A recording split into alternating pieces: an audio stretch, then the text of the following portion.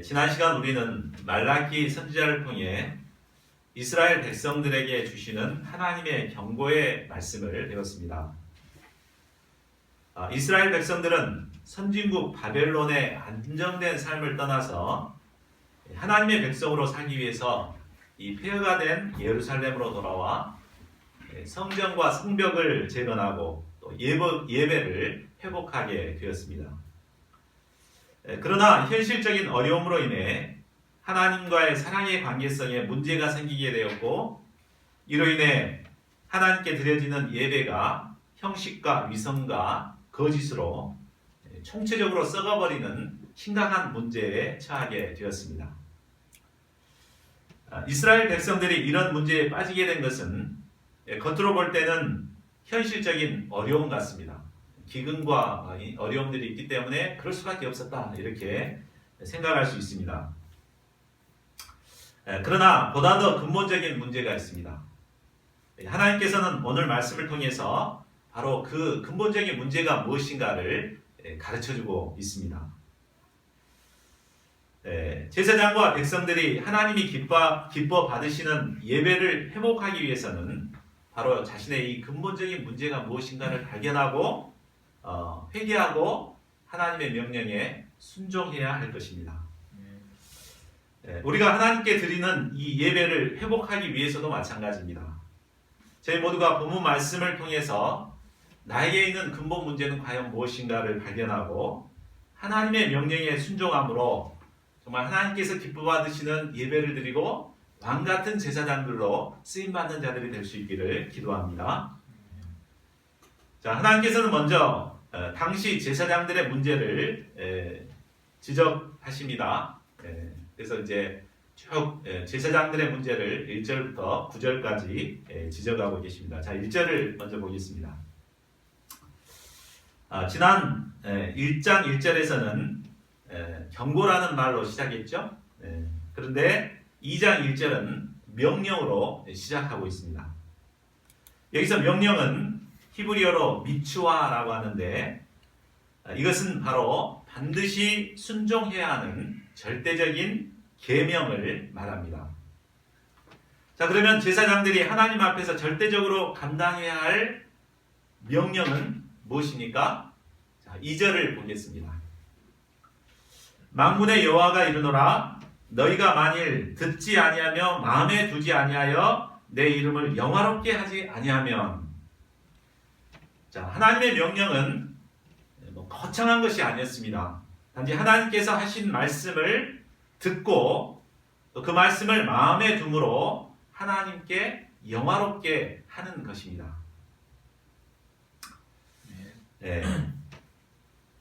그런데 하나님께서 주시는 말씀은 은혜스러운 말씀이 아니죠. 물론 은혜스러운 말씀도 있지만 우리를 책망하는 말씀도 있고 부담스러운 말씀도 있습니다. 지난 1강이 얼마나 참 무겁고 부담스러웠습니까? 그러기 때문에 사람들은 이런 부담스러운 말씀은 들으려고 하지 않습니다.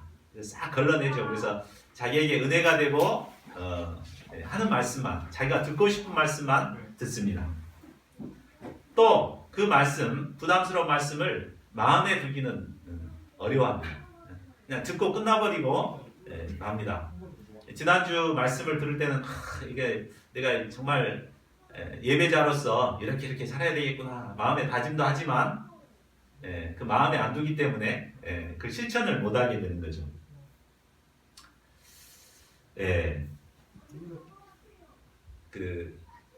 하나님의 말씀을 자신의 마음에 두기 위해서는 먼저는 자기 마음속에 있는 자기 생각을 내보내야 되죠.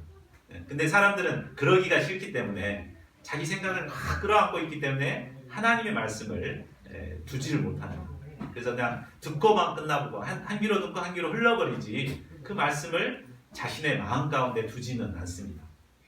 자, 하나님의 말씀을 자신의 마음에 두기 위해서는 무엇이 필요합니까?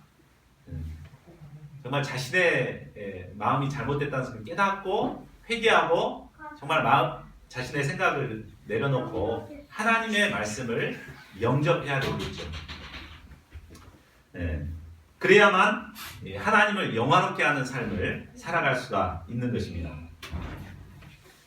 그런데 사람들은 그러지 않기 때문에 오랜 동안 신앙생활을 해도 전혀 변화가 없고 하나님의 영광을 가리우는 죄악된 삶만 살아가게 되는 것입니다. 하나님께서는 바로 그들이 가장 먼저 순종해야 될 명령이 바로 하나님의 말씀을 듣고 하나님의 말씀을 자신의 마음에 두고 하나님께 영광 돌리는 그런 삶을 살라고 명령하십니다. 자, 그러면 하나님의 말씀을 듣지 않고 마음에 두지 않는 자는 하나님께서 어떻게 하십니까? 자, 2절 하반절을 보십시오. 내가 너희에게 저주를 내려 너희의 복을 저주하리라. 하나님께서는 현재 그들이 누리고 있는 복마저도 저주로 바꾸어 버리겠다고 경고하십니다. 그리고 계속해서 현재 그들이 저주를 받고 있는 것도 바로 이 때문임을 상기시켜주고 계십니다. 내가 이미 저주하였나니 이는 너희가 그것을 마음에 두지 아니하였음이라. 자, 이 말은 이스라엘 백성들이 현재 고난을 당하고 힘든 신앙생활을 하고 있는 것이 바로 하나님의 저주였고, 또 하나님께서 저주하시는 이유는 바로 그들이 하나님의 말씀을 마음에 두지 않았기 때문이라고 지적하십니다. 자, 이스라엘 백성들은 바벨론에서 돌아와 성전과 성벽을 재건하고 예배를 회복했습니다. 그러나 몸은 하나님께로 돌아왔지만 마음은 돌아오지 않았습니다. 마음은 하나님의 말씀을 부담스러워하고 마음에 두려고 하지 않았습니다. 그러다 보니 자연스럽게 형식적인 예배를 드리게 되고 위선과 거짓의 예배만 드릴 수밖에 없었습니다. 하나님께서는 이런 자들의 예배를 받으실 수가 없으셨습니다. 오히려 그들이 받은 복마저도 저주할 수밖에 없으셨습니다. 자, 신앙생활이란 한마디로 하나님께서 주신 말씀을 겸손히 듣고 또 그 말씀을 마음에 두고 살아가는 삶이라고 말할 수 있습니다. 그래야 할 때 우리는 하나님과 올바른 관계성을 맺게 되고 하나님의 이름을 영화롭게 하게 됩니다.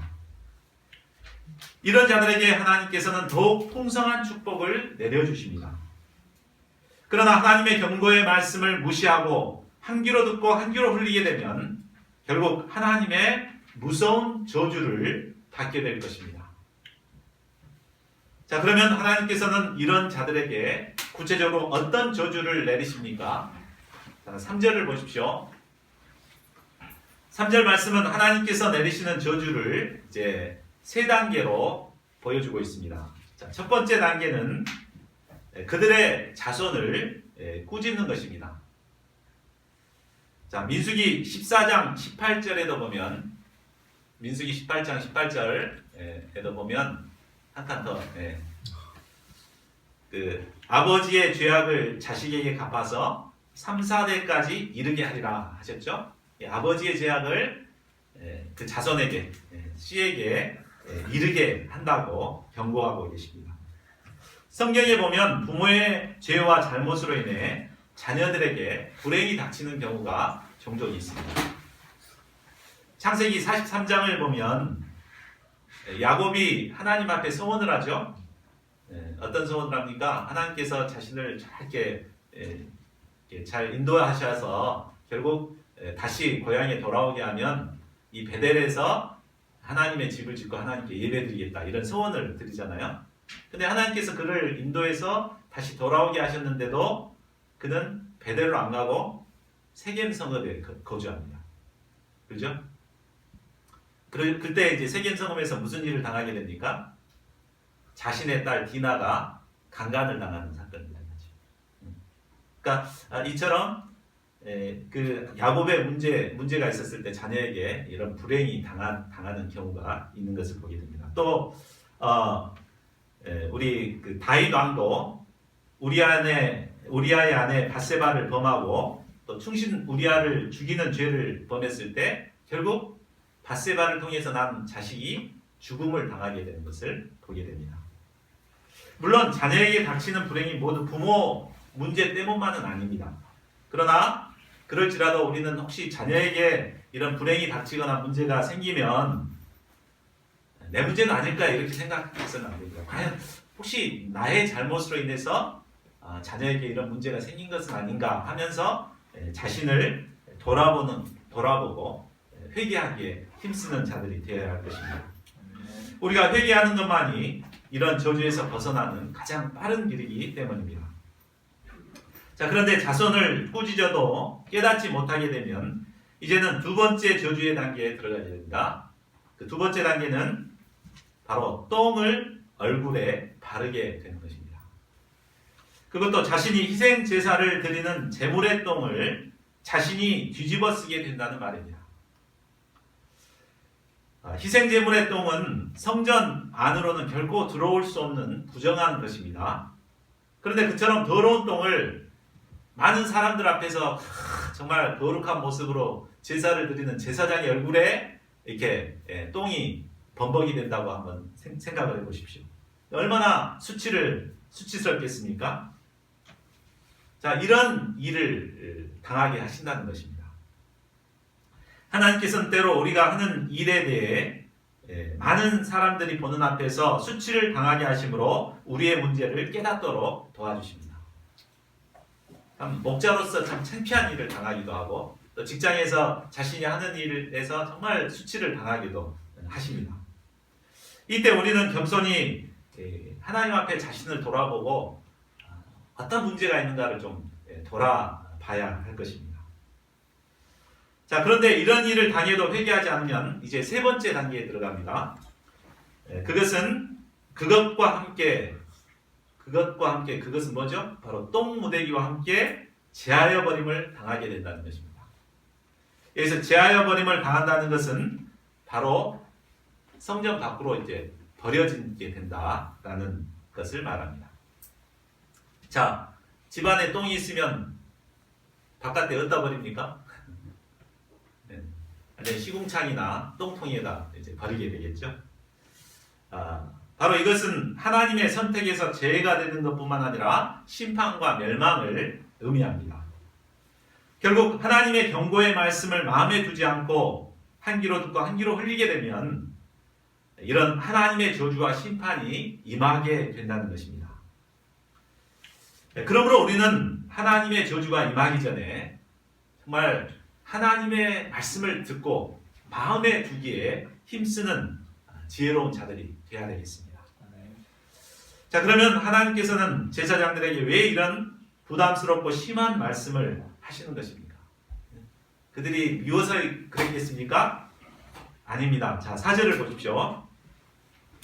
만군의 여호와가 이르노라 내가 이 명령을 너희에게 내린 것은 레위와 세운 나의 언약이 항상 있게 하려 함인 줄을 너희가 알리라.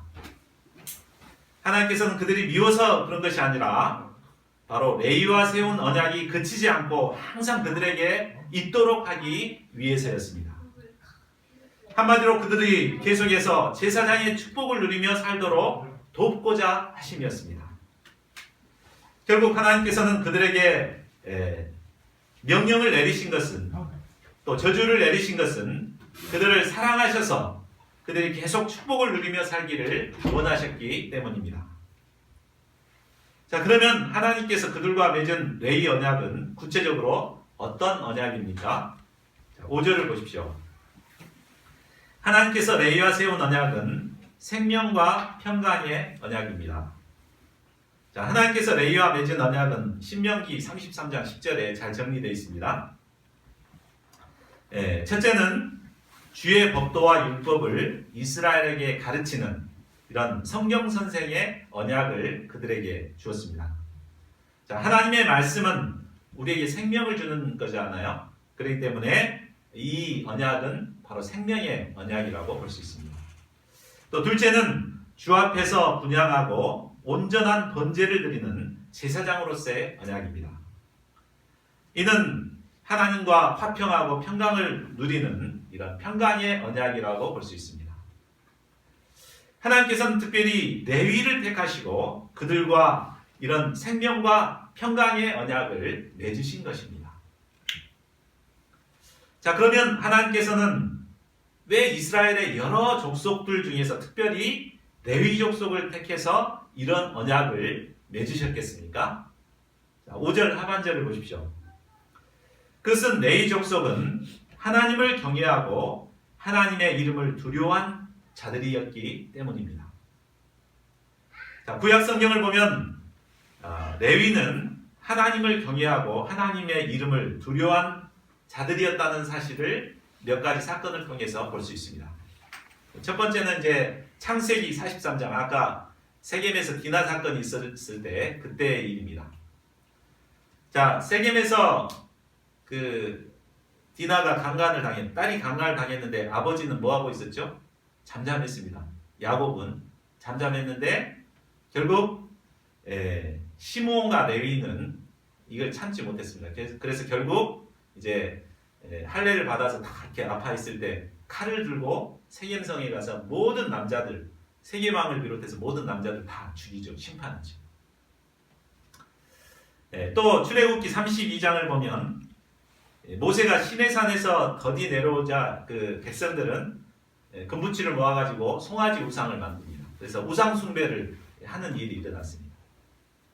이때 모세가 시내산에서 내려와서 이것을 보고 심하게 꾸짖습니다. 출애굽기 32장 26절에 보면 누구든지 여호와의 편에 있는 자는 내게로 나오라 이렇게 말합니다. 그러니까 그때 바로 레위 자손들이 모세 앞에 다 모이게 됩니다. 그러니까 레위 자손은 그 우상 숭배에 가담하지 않았던 자들이죠.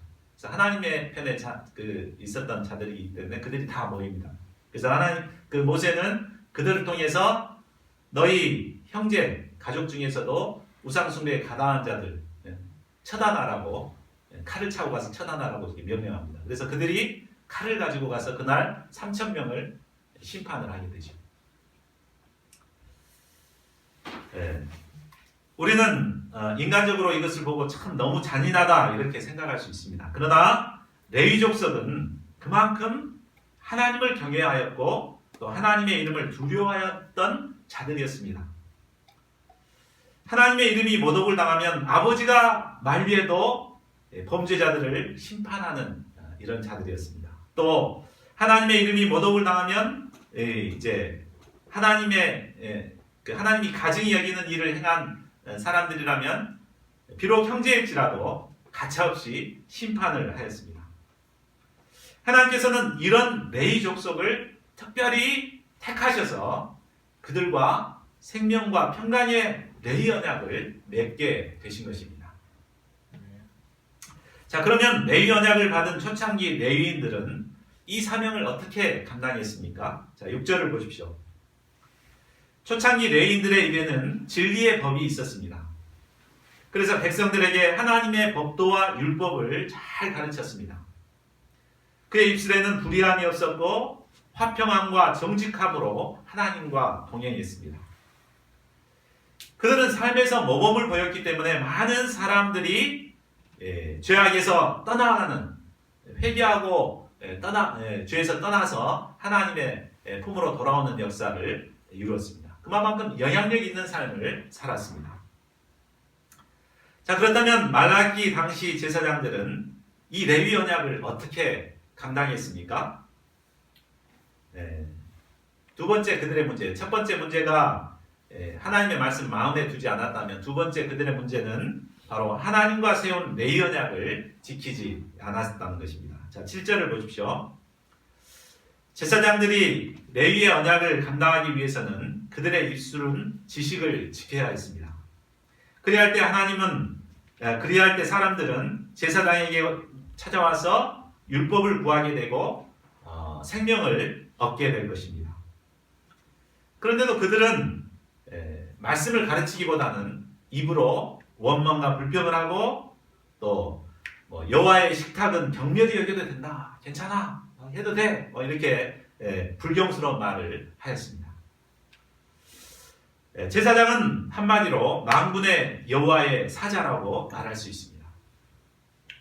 여호와의 사자란 여호와의 말씀을 대언하는 대언자, 또 하나님의 메시지를 전달하는 메신저를 말합니다. 하나님께서는 언약을 맺은 제사장들을 통해서 바로 하나님의 말씀을 선포하기를 원하셨습니다. 그러나 당시 제사장들은 하나님의 말씀을 전파하지 않고 불평하고 원망하고 불경스러운 말만 하였습니다. 8절을 보십시오. 너희는 옳은 길에서 떠나 많은 사람을 율법에 거스르게 하였도다. 그들이 옳은 길에서 떠났다는 것은 지난주에 배웠던 1장 6, 7절에 나온 대로 여호와의 이름을 멸시하고 더러운 떡을 제단에 드리고 불경건한 말을 한 것을 말합니다. 결국 그들은 영광스러운 레위 언약을 받았음에도 옳은 길에서 떠남으로 말미암아 레위의 언약을 깨트리는 이런 어리석은 자들이 되었습니다. 구약 시대에는 하나님께서 이 레위 족속을 택하시고 그들과 언약을 맺으셨죠. 그러나 신약 시대에는 그리스도의 십자가의 복음을 영접한 모든 성도들을 택하셔서 왕 같은 제사장들로 삼으셨습니다. 우리 베드로전서 2장 9절 한번 같이 읽어볼까요? 시작.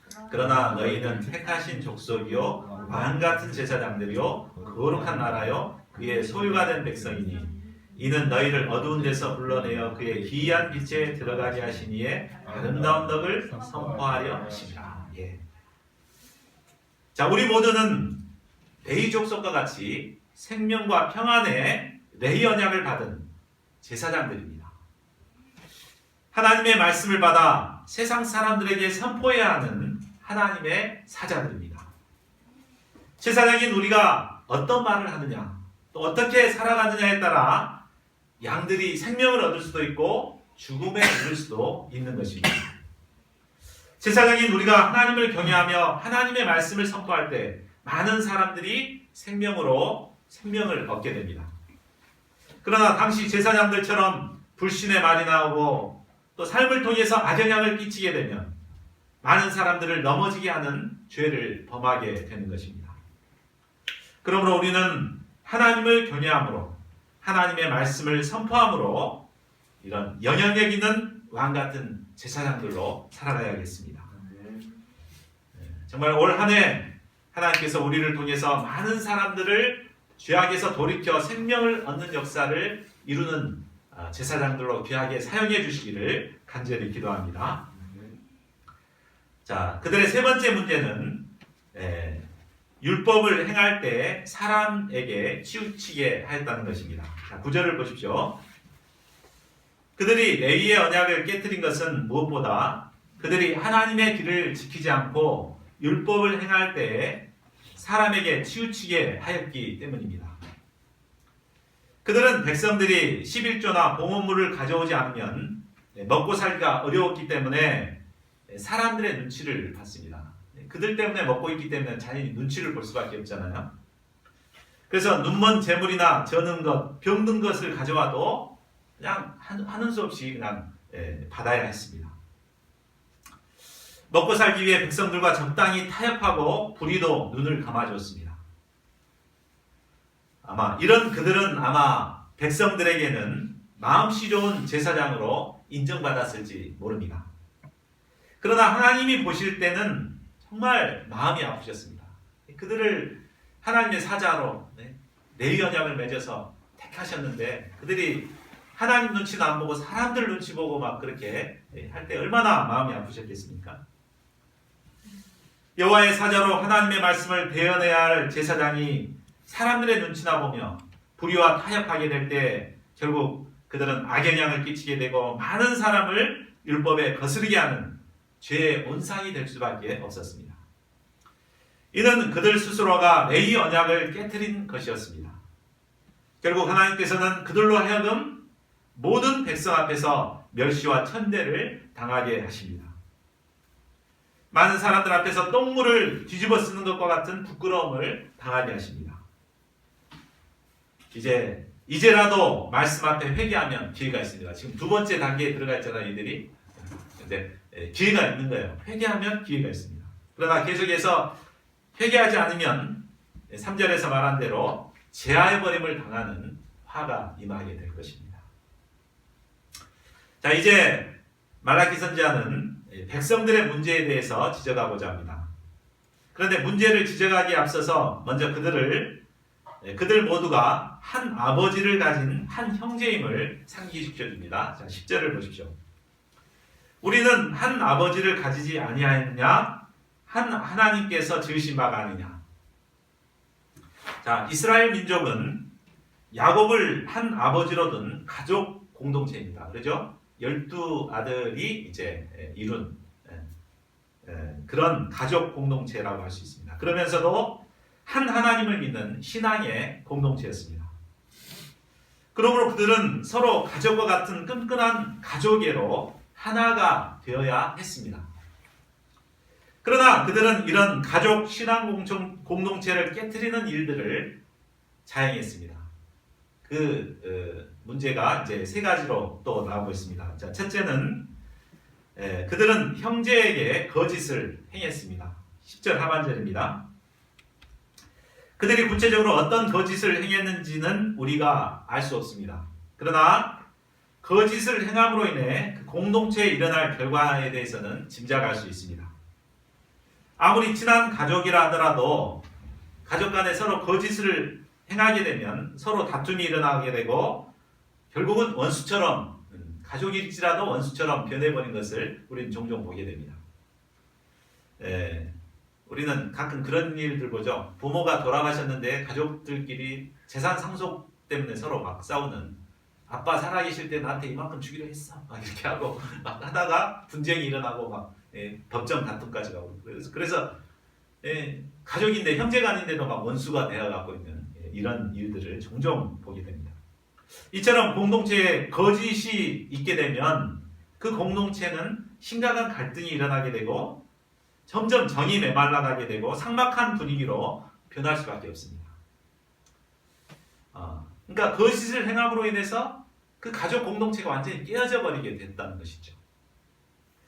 이것은 조상들의 언약을 욕되게 하는 심각한 죄였습니다. 자, 둘째로 그들은 가증한 일을 행했습니다. 11절 상반절입니다.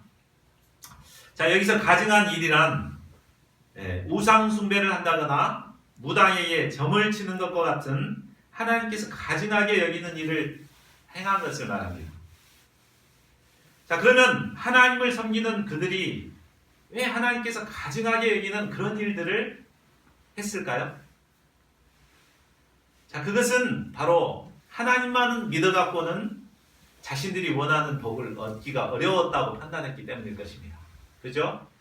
하나님 믿으면 하나님 복 줄 줄 알았는데 하나님 믿어봤자 뭐 원하는 거 얻지를 못했잖아요.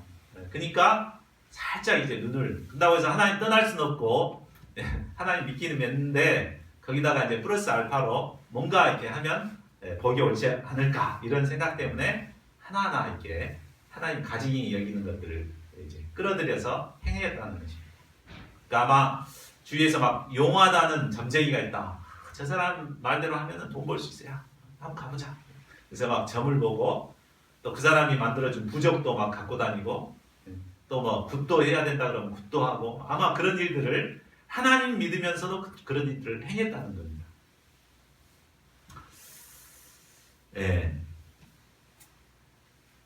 자, 그들은 오로지 경제적인 풍요와 성공을 위해서 하나님이 가증히 여기는 일들을 이런 서슴없이 행했습니다. 자, 그뿐만이 아닙니다. 자, 세 번째로 그들은 이방신의 딸들과 결혼을 하였습니다. 11절 하반절입니다. 자, 이스라엘 백성들은 과거 출애굽 후에 가나안에 정착했을 때도 이방신의 딸들과 결혼함으로 말미암아 우상 숭배하는 죄에 빠지게 됩니다. 그렇죠? 그래서 그 결과로 멸망을 당하게 되고 바벨론의 포로로까지 잡혀갔지 않습니까? 네? 네. 그런데 이런 과거에 뼈아픈 교훈이 있음에도 불구하고 당시 그들은 또다시 이방신의 딸들과 결혼을 했다는 것입니다. 네? 자, 왜 그렇게 했을까요? 그런 것인데, 그러니까 조금 차원이 달라요. 그때 이방신들하고 결혼했던 조상들의 문제하고 그들이 현실에 닥치는 그런 문제하고 이제 이방 신들의 딸하고 결혼한 건 같지만 그 배경이나 상황은 조금 다릅니다. 예. 자, 그들의 상황을 한번 생각해 보면 그들은 어떻게 했어요? 그들은 이제 과거 바벨론, 그러니까 바벨론에서 안정된 삶을 살다가 지금 힘든 그 폐허가 된 이스라엘로 지금 와서 거주하고 있습니다. 그렇죠? 이게 쇠빵살이 하고 있는 거예요.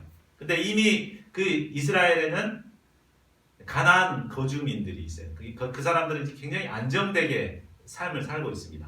집도 있고 땅도 있고 농사도 짓고 이렇게 풍요롭게 살아가고 있는 거예요. 이게 그들이 와가지고 이제 하나님을 열심히 섬기기 위해서 성전도 짓고 성벽도 짓고 이렇게 하느라고 자기 집을 꾸릴 수가 없었어요. 계속해서 고생만 했잖아요. 네?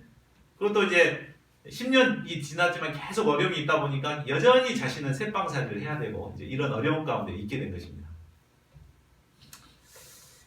네. 자, 이런 상황에서 가장 빠른 시간에 인생 역전을 할 수 있는 방법이 뭐겠습니까? 그것은 그지 안정된 가정을 꾸리고 있는 이방 신들의 여인하고 결혼만 하면 그 다 이 한순간에 하루아침에 인생 역전이 되는 거예요. 자, 그렇기 때문에 그들이 참 원치 않았지만 처음에는 아마 이것 때문에 그들과 결혼을 하게 되고 또 그렇게 해서 잘 사는 사람들 보니까 자기도 그렇게 하고 싶어. 그런 분위기가 이제 된 거예요. 그래서 심지어는 14, 15절에 보면은 이미 장가 갔던 사람도 자기 부인을 그냥 쫓아불고 새 장가를 이방 여인하고 들었던 그런 분위기가 이제 일어났다는 것입니다. 참 오늘날 우리 그러니까 정말 결혼을 앞둔 사람의 의식도 아마 이 시대 사람들의 의식과 비슷하지 않는가 생각됩니다. 요즘 굉장히 취업이 어렵습니다. 먹고 살기가 굉장히 힘듭니다. 그래서 막 3포, 4포, 5포 결혼도 포기하고 연애도 포기하고 살아가는 사람들이 많잖아요. 근데 이런 상황에서 인생 역전을 하기 위해서는 돈 많은 또 안정된 삶을 살고 있는 여자나 남자나 이렇게 결혼을 하면 인생이 바뀌잖아요.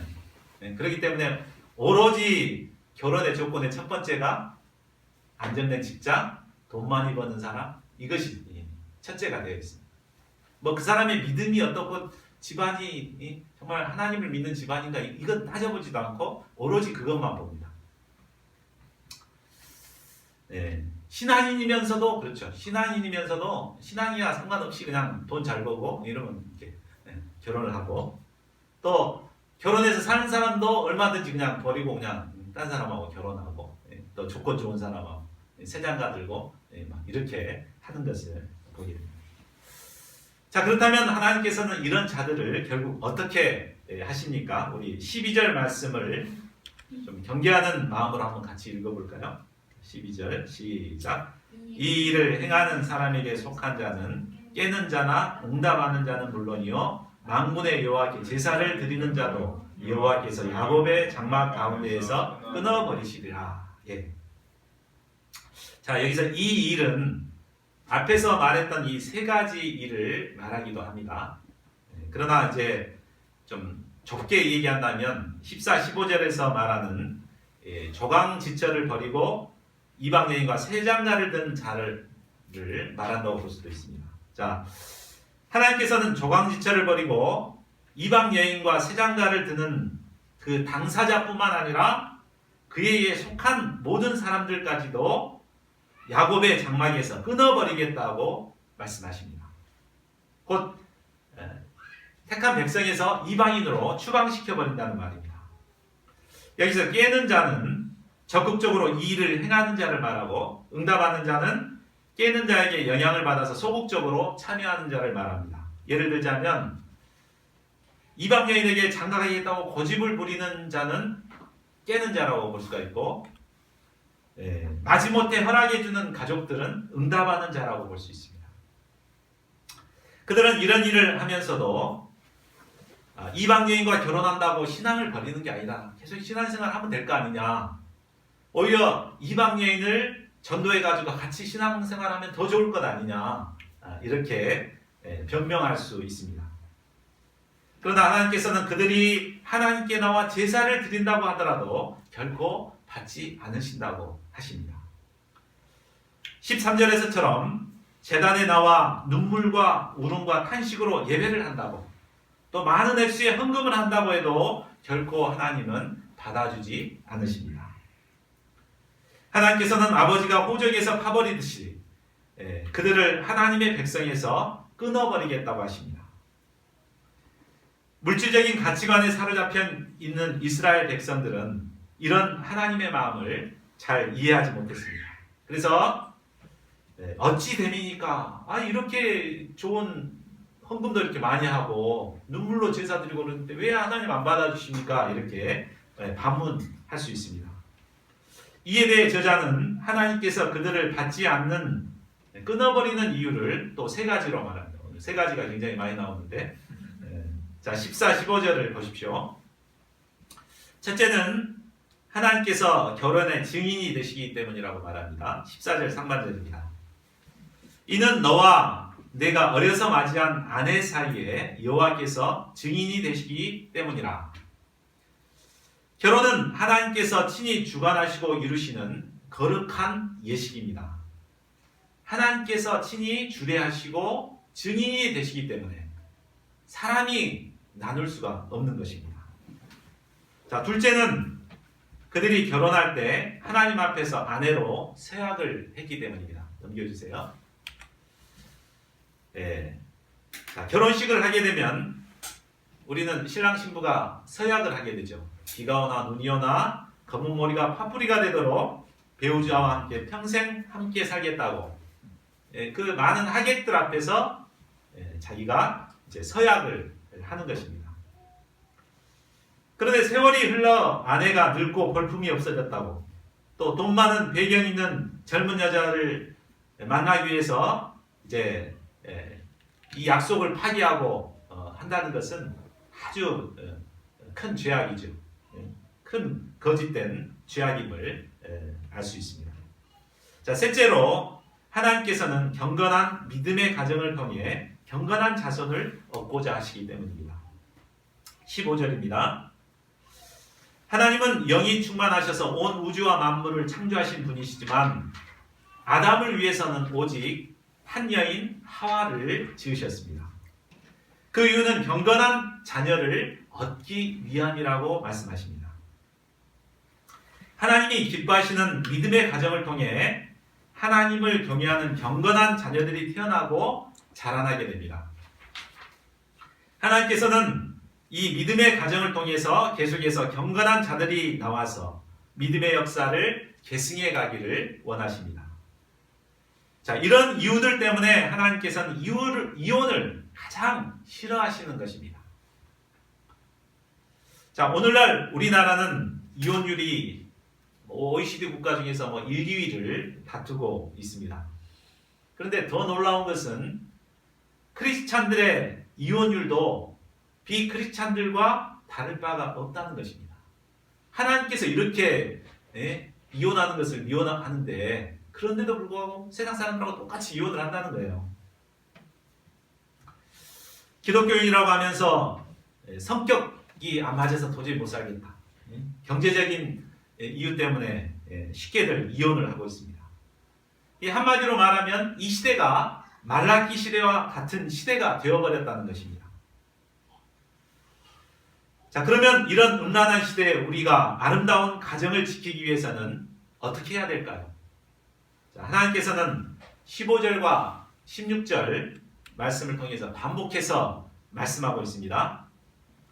자, 같이 한번 우리 읽어볼까요? 15절, 16절 그 후반부에 나온 것만 시작. 그러므로 내 심령을 삼가 지켜 어려서 맞이한 아내에게 거짓을 행하지 말지라. 그러므로 너희 심령을 삼가 지켜 거짓을 행하지 말지라. 반복해서 강조하고 있는 게 뭡니까? 첫 번째가 음란하고 죄악된 이 시대의 분위기에 물들지 않기 위해서 우리의 심령을 지키라는 것입니다. 자, 심령을 지키기 위해서는 뭐가 필요할까요? 그것은 앞에서 얘기했던 대로 하나님께서 주신 말씀을 듣고 마음에 두는 그 마음에 하나님의 말씀이 있을 때 물들지 않고 이겨낼 수가 있는 것이죠. 그래야 할 때 죄악된 세상을 이기고 거룩한 하나님의 백성들로 살아갈 수가 있습니다. 또한 부부 사이에는 거짓을 행하지 말고 진실되게 행해야 합니다. 그리할 때 우리의 가정이 경건한 자녀들을 낳고 기르는 역사에 귀히 쓰임받게 되는 것입니다.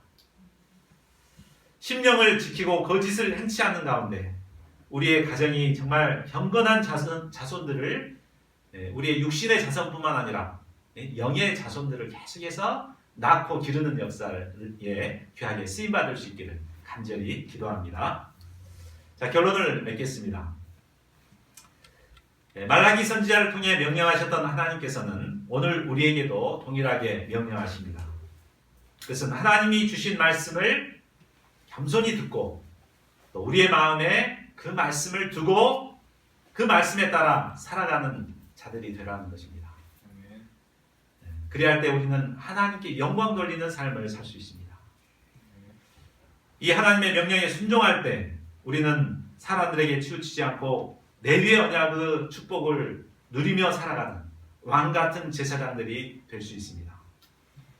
하나님께서는 하나님의 백성인 우리가 하나님의 말씀을 마음에 둠으로 어두운 시대의 분위기에 휩쓸리지 않고 거룩한 하나님의 백성들로 살아가기를 원하십니다. 저희 모두가 하나님의 말씀을 마음 깊이 영접하고 실천하는 가운데 이 시대의 빛과 소금의 역할을 감당하는 영향력 있는 신자들이 될 수 있기를 간절히 기도합니다. 우리 요절 말씀 2장 2절 같이 읽고 기도하는 시간 갖겠습니다. 시작.